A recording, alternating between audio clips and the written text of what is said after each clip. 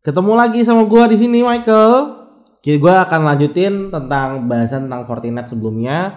Jadi di episode gua yang sebelumnya udah bahas tentang introduction, kemudian udah sampai import tentang VM-nya sendiri. Jadi kita udah punya FortiGate di dalam VMware yang menggunakan license trial, dan kita akan coba di sini lakukan deployment VPN menggunakan license trialnya ini. Oke, langsung start aja di sini. Kita akan bahas lebih lanjut di hands-on. Di sini gue udah login ke dalam FortiGate VM yang udah gue import sebelumnya. Ini masih sama yang seperti yang lama. Cuma sebelum kita masuk ke SSL VPN, gue akan coba ngejelasin dulu. Ini udah dari ada cookbooknya sih FortiGate. Jadi di SSL VPN ini ada dua metode. Pertama ada yang tunnel mode, ada juga yang web mode gitu. Ini sampel topologinya. Jadi kalau tunnel mode itu menggunakan FortiClient, dan web mode itu menggunakan web portal atau biasa kita kenal dengan sebutan clientless VPN juga, karena dari sisi klien tidak perlu memerlukan install apapun gitu.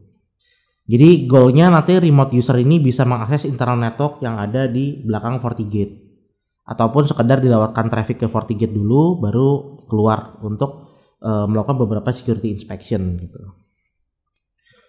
Nah, ini langsung kita coba aja.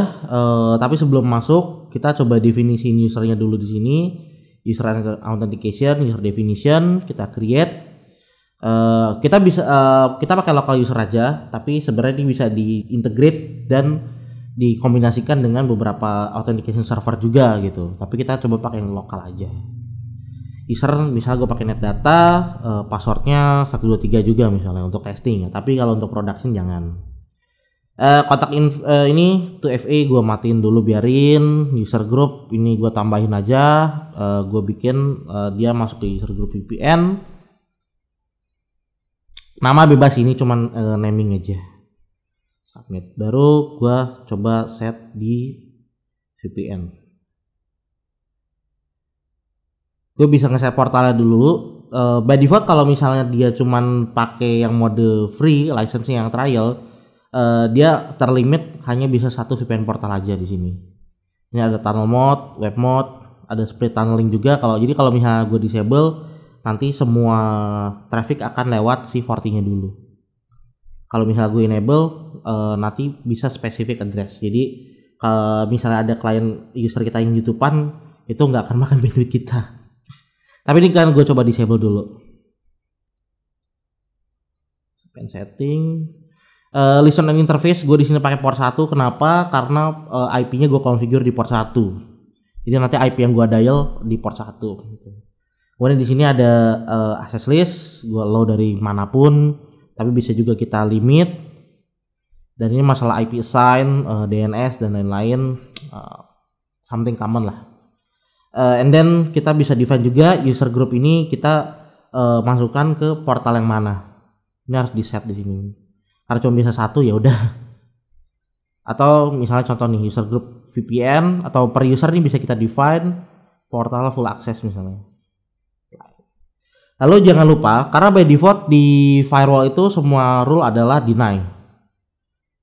Kita create policy object firewall policy yang dari SSL VPN menuju interface port 1 atau misalnya interface yang mau kita tuju dengan source. Addressnya dari SSL VPN, usernya NetData, atau bisa kita define user groupnya di sini. Jadi bisa by group. Destination misalnya ke semua bisa. Service-nya kita allow semua dulu deh. Tapi kalau bisa spesifik ya, firewall ini gini sangat tidak direkomendasikan. Accept VPN misalnya. Ini naming aja sih. Banyak sih feature-nya. Kita coba okein dulu. Nah, konfigurasi SSL VPN-nya seperti ini aja. Lalu kita coba akses misalnya dari web mode. Kita coba yang, kalau nggak kita coba yang tunnel mode. FortiClient. Nah, ini gue udah download aplikasi FortiClient-nya. FortiClient download. Nah, ini untuk Windows, macOS, Linux, iOS, Android ada semua. Bisa gue tambahin. Ini udah gue install, tinggal gue tambahin aja di sini add new connection, SSL VPN, misalnya connectionnya NetData HQ, remote gateway adalah IP-nya, lalu portnya berapa tadi gue define di sini 4430. Save, lalu username NetData, password 123. Oke, kali ini kita akan melakukan pengetesan SSL VPN ini, tapi untuk kali ini kita akan coba lakukan pengetesan ini untuk web mode. Kenapa? Karena untuk versi trial ini, FortiVM trial ini hanya support enkripsi tipe yang rendah. Sedangkan di sini dia hanya support dengan strong encryption FortiClient-nya. Sebenarnya mungkin bisa di setup sih, cuman kita akan coba yang web browser aja. Dan untuk di versi Chrome ini juga tidak akan bisa. Kita bisa lihat di sini SSL version archiver-nya mismatch. Tapi kalau misal kita buka dengan browser lain seperti Internet Explorer, itu bisa kita buka di sini. Nah, ini bisa kita paksa ini. Nah, ini adalah portal dari web portal dari SSL VPN-nya gitu. Admin 13. Tadi menggunakan username data. Oke. Nah, ini adalah web portal dari SSL VPN. Kita bisa tambahkan bookmark di sini. Misalnya kita mau mengakses internal resource kita by web, FTP atau lainnya. Jadi kalau web mode ini sebenarnya agak terbatas protokolnya, hanya beberapa protokol yang common aja yang bisa diakses gitu.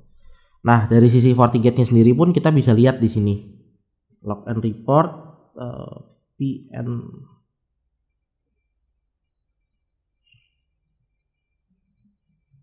Nah, ini VPN event. Nah, VPN event ini bisa kita lihat dia up down user event, endpoint event,